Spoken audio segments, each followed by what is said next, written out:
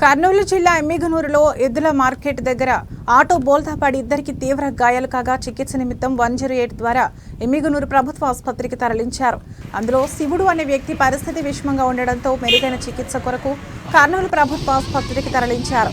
కౌతాళం మండలంలో ఉన్న ఉరుకుంద ఈరన్న స్వామి దర్శనం ముగించుకుని సొంత ఊరు గోనెగండ్లకు ఆటోలో కుటుంబ సభ్యులతో వెళ్తుండగా ఎద్దుల మార్కెట్ దగ్గర ఒక్కసారిగా పంది అడ్డం రావడంతో అదుపు తప్పి ఆటో బోల్తా పడినట్లు కుటుంబ సభ్యులు తెలిపారు.